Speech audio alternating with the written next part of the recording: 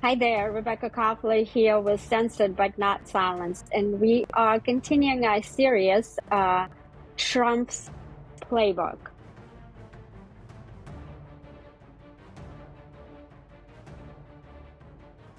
I have an article running today in the New York Post, which is called Why Trump Still Has a Grand Plan to Solve the Ukraine Crisis, even after booting Zelensky out of the White House.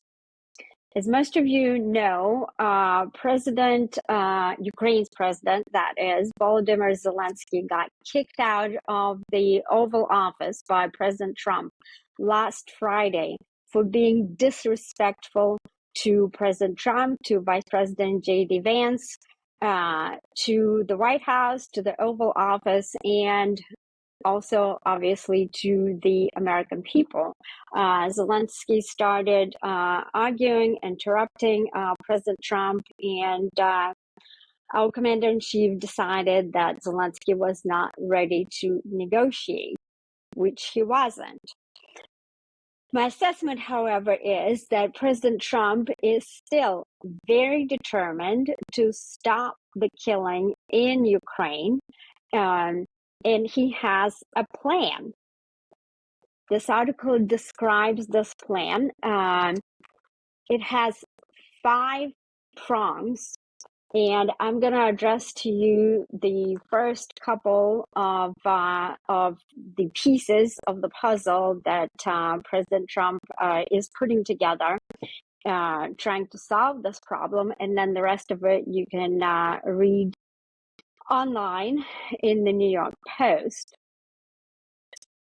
First and foremost, President Trump has a multi-step process to solve the Ukraine crisis, right? And Zelensky was just absolutely too dense to understand what kind of game President Trump was playing. Zelensky kept insisting on security guarantees, but he was too blind to see that President Trump was indeed offering him those security guarantees only through the back door.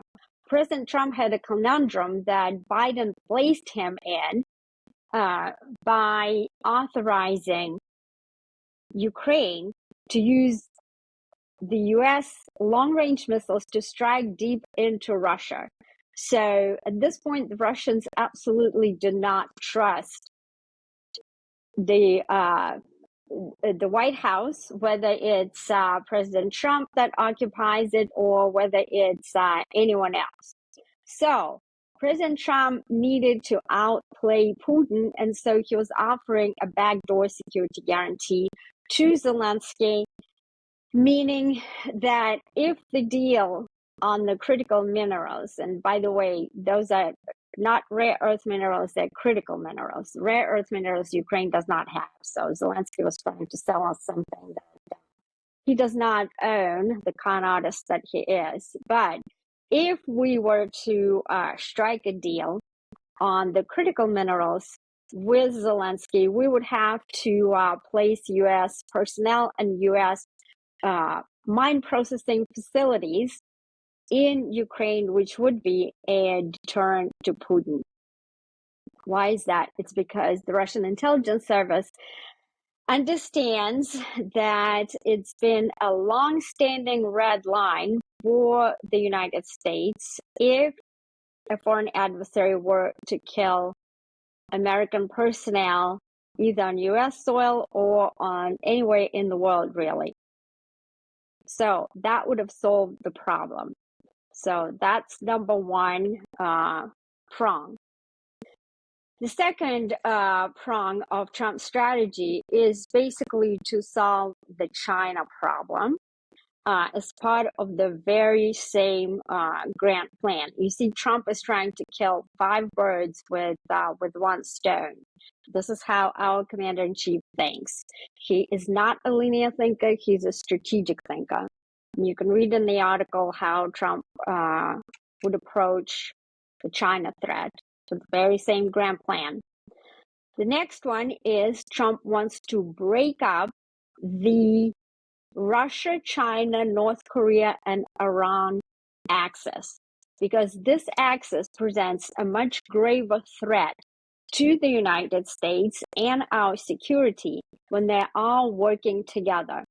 Russia being the top nuclear power in the world, China being the rising economic and military power that even the Pentagon itself considers a near-peer competitor. What they really are is an adversary of the United States. Iran is on the verge of becoming a nuclear power. They are nearing the nuclear operational capability, and of course, Russia is working closely with them on that, and North Korea. We all know about the Rocket Man and him throwing out irrational statements out there. And President Trump tamed him before, the Rocket Man, and he wants to do it again. So there's a plan for that, part of that 5-prong. President Trump also, I'm going to give you another one, wants to break up the BRICS alliance: Brazil, Russia, India. Brazil, Russia, India. What's the C state? It's escaping me right now, but y'all know what that is. It's the non-Western alternative to the G8 top Western economies, and there's a rationale for that why Trump wants to do that. So here it is. Zelensky has already reached out to Trump asking to please be allowed to come back and actually sit down and sign the deal.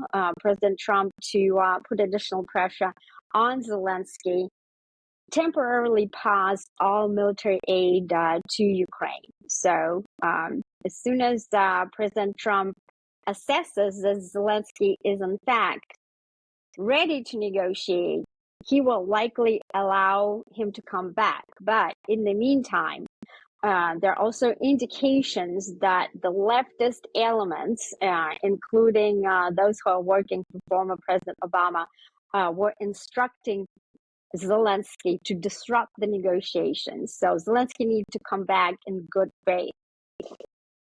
That's what our commander-in-chief is thinking right now. Unfortunately, he's being attacked on both sides of the Atlantic by the Europeans who didn't want to pay for their own security, by the Democrats. But Trump is not afraid of words. He's going to proceed with his plan, and he's going to methodically execute it. This is Rebecca Koffler with Censored But Not Silenced. If you like our series, Trump's Playbook, please subscribe to my channel, which is running on all my social media platforms: YouTube, Rumble, X, Getter, Truth Social, and there you go. We'll catch you later. Thank you for listening.